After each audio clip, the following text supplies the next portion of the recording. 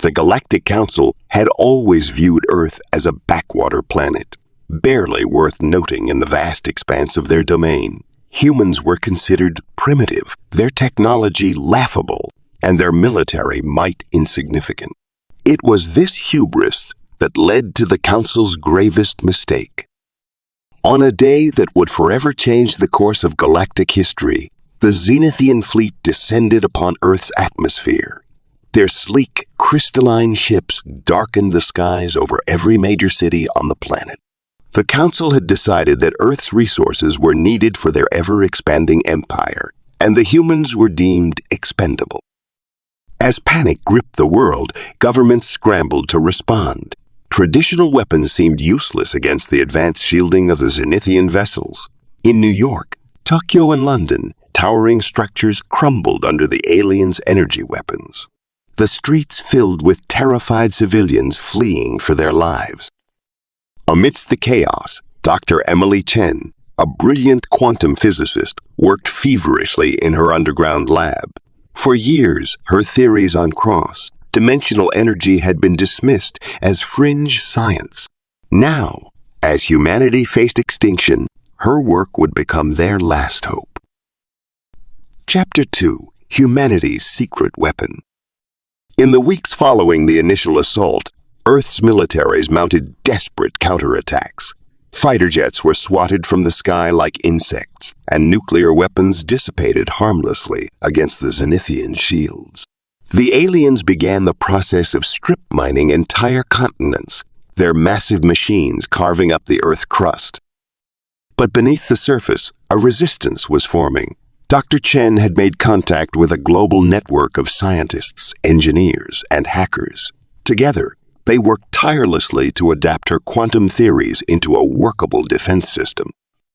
In a secret facility deep beneath the Rocky Mountains, General Sandra Martinez oversaw the construction of humanity's last hope, the quantum deflector array. Based on Dr. Chen's designs, the array promised to turn the Zenithians' own energy against them. As the device neared completion, a daring plan was hatched. If they could lure a significant portion of the Zenithian fleet to a single location, they might just have a chance to strike back. Chapter 3: The Turning Point. The trap was set in the skies above the Mariana Trench. A false transmission was beamed into space, claiming that Earth's leaders were gathering to discuss surrender terms. As expected, a large contingent of Zenithian ships converged on the location, eager to cement their victory. At the critical moment, Dr. Chen activated the quantum deflector array. A pulse of invisible energy rippled across the globe, and for a moment, nothing seemed to happen. Then, one by one, the Zenithian ships began to falter.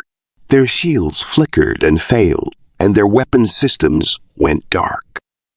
In orbit, the International Space Station, which had been retrofitted with hastily designed energy weapons, opened fire. The once invincible Zenithian fleet was caught completely off guard. Ships plummeted from the sky, crashing into the Pacific Ocean.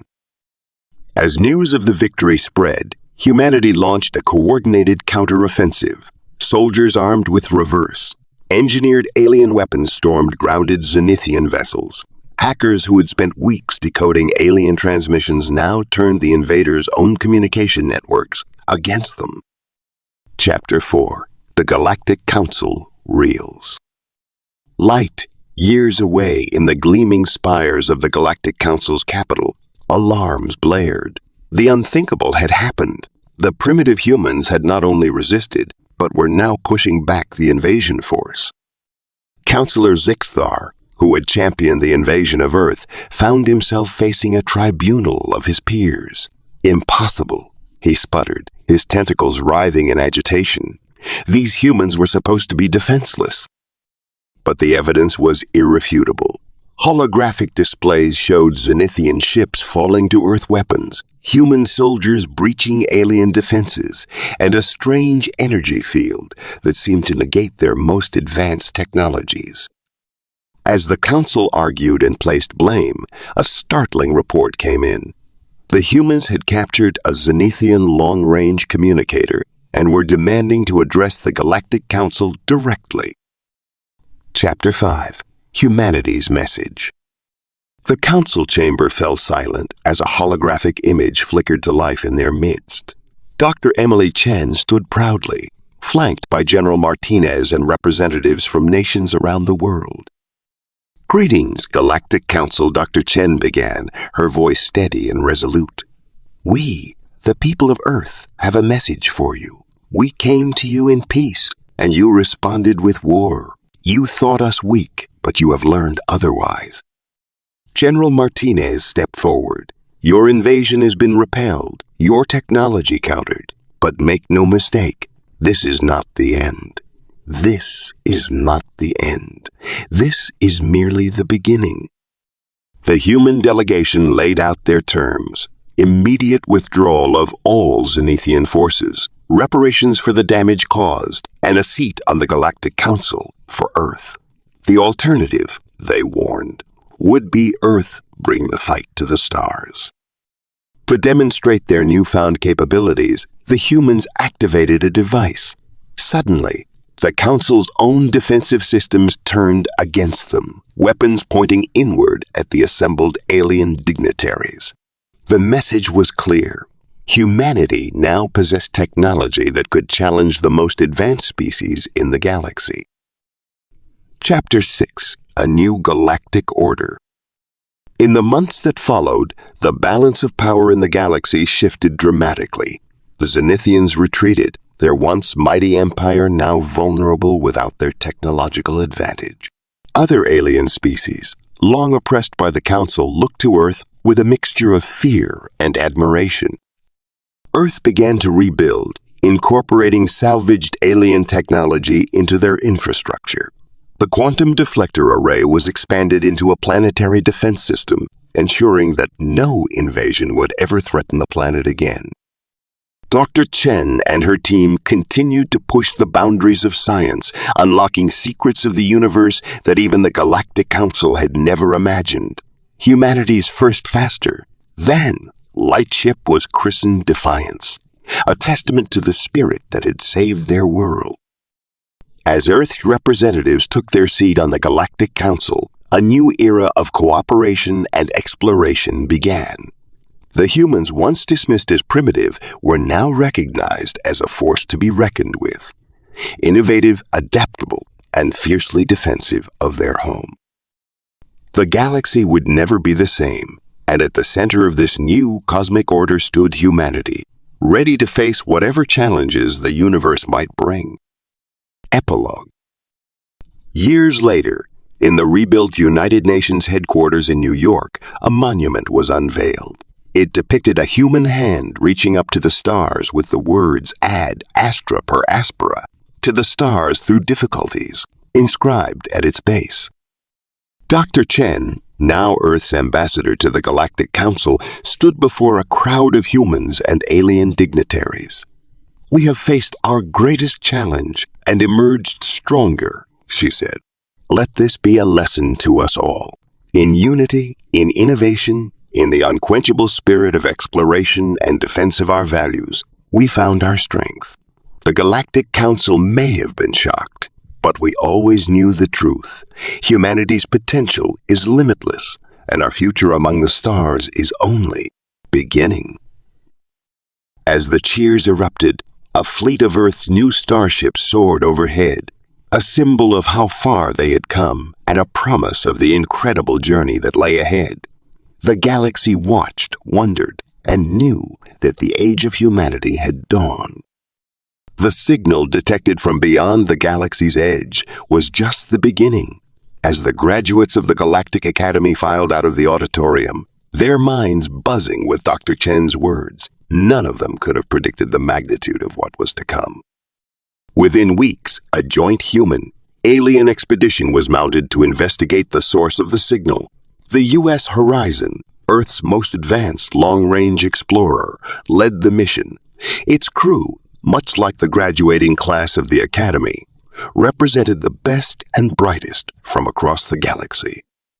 Captain Aria Donovan stood on the bridge, her dark eyes fixed on the view screen as the Horizon prepared to make the jump beyond the galactic barrier. Beside her, Lieutenant Zara Okoro, once a wide-eyed student, now a brilliant young officer, monitored the quantum drive readings. "All systems are go, Captain," Zara reported, her voice steady despite the excitement coursing through her. "Very well," Donovan nodded. "Helm, engage quantum drive." The stars on the view screen blurred into streaks of light, and for a moment, the entire ship seemed to hold its breath. Then, with a flash that momentarily overloaded the sensors, they emerged on the other side of the barrier. What they found defied all expectations. Before them stretched a vast artificial structure, a sphere the size of a solar system, composed of trillions of interconnected nodes. Each node pulsed with energy, creating patterns that danced across the surface of the megastructure. "My God," whispered Commander Lauren Takahashi, the ship's science officer. "It's a matryoshka brain, a computer the size of a star system."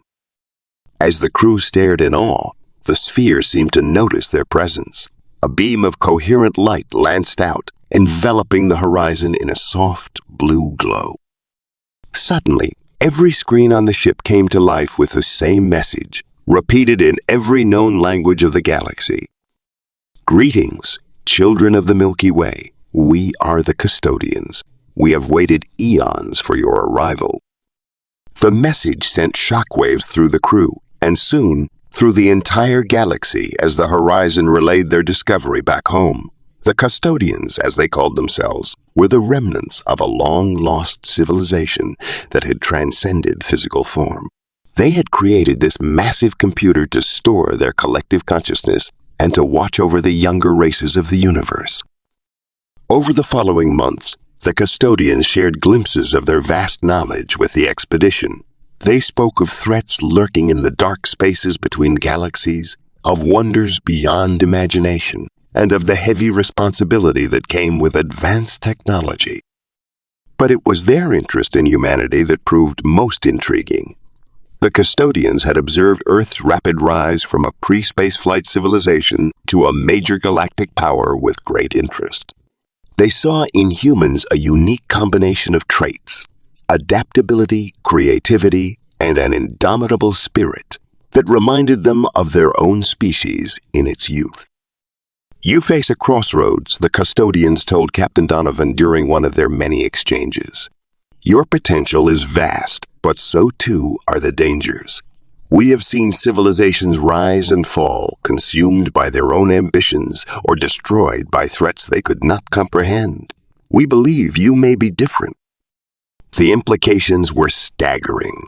The custodians were offering humanity and its allies the chance to become custodians of the galaxy, to shepherd younger races, and to stand against cosmic horrors that lurked in the void. As the Horizon prepared to return home with their world-changing discoveries, Captain Donovan found Zara staring out at the massive structure through a viewport. "It's almost too much to take in, isn't it?" Donovan said, joining her young officer. Zara nodded, her eyes reflecting the pulsing lights of the matryoshka brain. "When I was a student, I dreamed of making a difference in the galaxy. But this is beyond anything I could have imagined." Donovan placed a hand on Zara's shoulder.